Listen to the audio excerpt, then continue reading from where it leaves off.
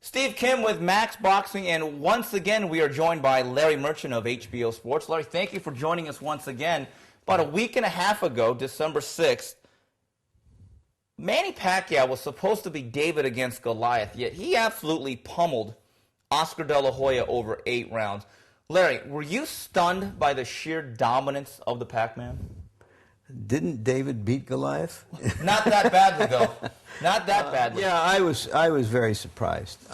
Surprised mainly because I had watched the evolution of Pacquiao from just, a pure force of nature who could overwhelm guys his own size, and had watched him become a better boxer, puncher. But I hadn't realized that he could put on such a masterpiece of its kind of movement, of not getting careless in the ring, of being patient, of taking advantage of his advantages.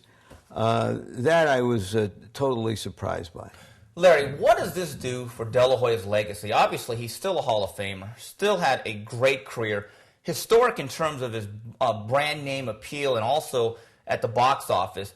How bad does this damage his historical legacy? Barney Ross lost to Henry Armstrong in his last fight. Barney Ross is still regarded as one of the best fighters of his time, and so on and so forth. I measure fighters by what they do in their primes. What happens afterwards or even before doesn't matter as much as what their body of work was in their primes. And Oscar passes on that test. So, Larry, you think this is Willie Mays in the 73 World Series. My question is this.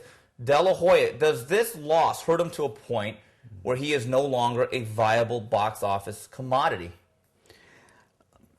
Probably. I would say the only opening I'm leaving there is, there's some speculation in the boxing world that he would come back for a farewell fight against Chavez Jr.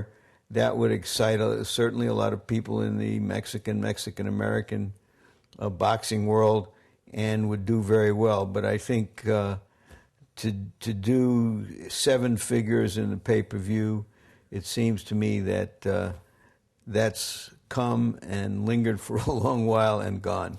Larry, let's go through the history of you as a matchmaker for Golden Boy, or the Golden Boy.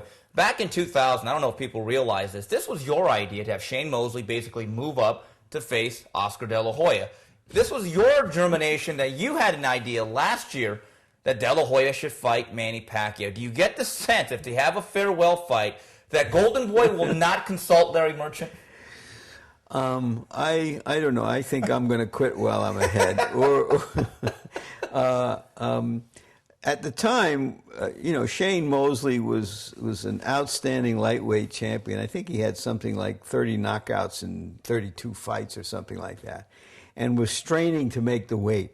And had actually been a bigger amateur than Oscar. Mm-hmm. And they had sparred with each other when they were kids. But he was known as a lightweight champion. Oscar was just becoming Oscar, and everybody thought, well, is he going to be the next Sugar Ray Leonard?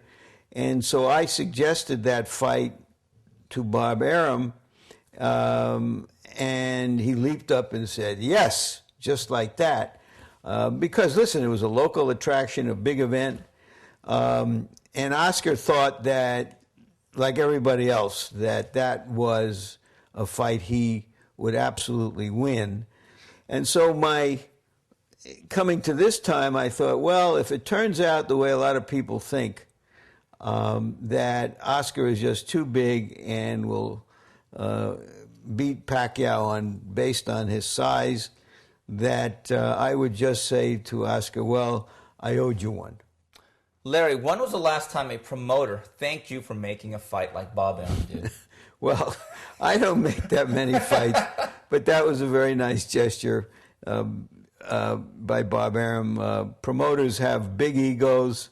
They're out there on their own trying to make something happen.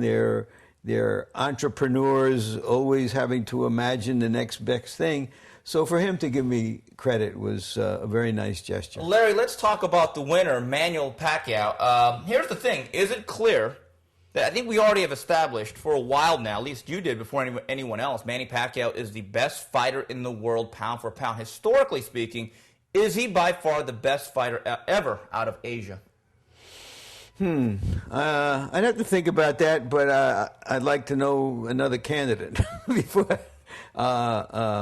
Certainly, there have been I'm sure there have been others going back in time, but in my memory, which is faulty, I'm not that big of a boxing historian. I don't remember anybody coming out of Asia who was as dominant as he was. When you look at Manny Pacquiao's future, is it logical to assume that the next big fight, whether it happens next or not, is A, either Floyd Mayweather, or B, Ricky Hatton? I think Hatton is the logical one. They are, right now, the two most extraordinary fighters in the world in terms of their followings. Ricky Hatton is an amazing attraction in Britain. 1.4 million pay-per-view buys at 4 a.m. when he fought Mayweather here. Manny Pacquiao, I don't know how you can describe how big he is in the Philippines and among Filipino Americans. So it's a very big event and a logical event at 140 pounds. And that to me looks like the one that should happen. And then if Mayweather decides to come out of his retirement, there'll be some method of comparison. Mm-hmm. Larry, De La Hoya now, as you mentioned, is no longer the main marquee attraction, certainly as he was coming into December 6th. How does the game and the business now change without the specter of the Oscar De La Hoya bailout looming every single year? Well, I wouldn't call it a specter. It was always a spectacle. Mm-hmm. And the fact that he transcended boxing and was known by people who would know a left hook from third base is always helpful to boxing, that there's some figure out there like that. It's helpful to any sport. I don't know who steps into that void. Somebody will, inevitably. But right now it's up for grabs, and it's up for somebody to go and claim it. I don't think, Larry, we could talk about Pacquiao De La Hoya without mentioning the guy that was also instrumental in making this fight. The trainer, Freddie Roach. We talked about this earlier in private, Larry, before. Have you ever seen a trainer who was so instrumental and so pivotal, not only in the making of a fight, but telling of the storyline that looked so prescient in hindsight? Well, it was a virtuoso performance.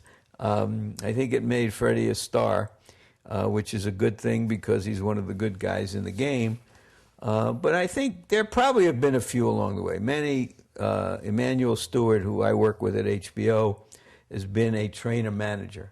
And so over the years with Tommy Hearns and others, he has helped to market the fighter, make deals, and so on. But for a pure trainer, what Roach did, I don't know anybody else recently who's done anything like it. He was instrumental initially in getting him away from people who were ripping Manny off. Farad Muhammad. And then when this fight was proposed and the two promoters got together and started to negotiate and it fell apart over percentages, he got it back on track. He goaded Oscar into wanting to take the fight. And then once the fight was made and the promotion was off, he was there. And maybe almost a voice in the wilderness at the time of saying, my guy's going to win. Because to a lot of people, this was just a cynical ploy to make a big event, not a serious boxing match. And he kept insisting on it, and right down to the hand wrapping before the fight, he was looking over Oscar's shoulder. It was a magnificent performance. Not only did he predict the victory, Larry, he called it to the round almost. Round number 9 was his prediction. Larry, with all the stuff they did, he said, Oscar can't pull the trigger. I know exactly what happened in the Mayweather fight. The hand wrappings, Oscar came in light, trying to accentuate his own speed. Do you think Freddie Roach got inside the head of Oscar De La Hoya? In a way, sure. Sure. I think that Oscar, on his own, figured out that he wasn't going to get credit for the fight if he won, because of height differential, and so that he decided to come as far down in weight as he could, and that he might have overtrained for the fight. So yeah, it could be because of there was also, you have to recall, a battle between Top Rank and Golden Boy over who was going to promote Pacquiao. Mm-hmm. That was an emotional element. Freddie had trained Oscar for the fight with Mayweather, and they were back and forthing about who had the right plan and the wrong plan. So all of those elements tended to get the emotional component into the fight. The guest joining me right here is Larry Merchant, HBO Sports. And Larry, you were ringside December 6th at the MGM Grand, working that event for your network, HBO pay-per-view. Larry, be honest. I thought Jones-Calzaghe was the worst pay-per-view undercard I had seen in a while. Did this pay-per-view undercard trump the badness of that undercard? I don't know how to measure the worst. Maybe you need a list of the worst 10 undercards, but I think promoters have discovered over time that people come for the main event, and they're trying to save money on the undercard, and they're also trying to promote their young fighters. I come from the school that believes that you want to give fans a night of boxing, and that very often the main event turns out to be anticlimactic. Right. But you want to give folks something to look at, maybe a hot young fighter, but something that's real good.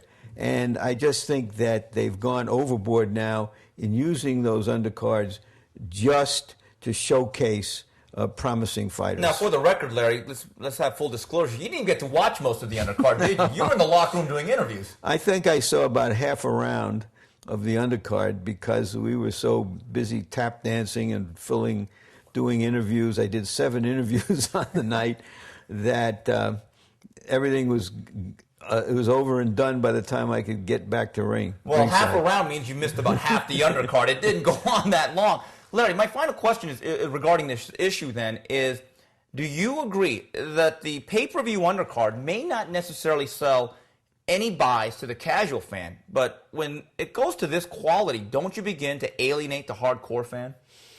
Well, I don't think about alienating the hardcore fan as much as I do trying to entertain the casual fan, to bring him into the tent, to make him want to see more of boxing, or more of that young fighter who looked so good, or more of that veteran fighter who put on a stirring performance. That's how I see it. For the hardcore fan, you can't discourage them. We're all degenerates, and we'll come back no matter what.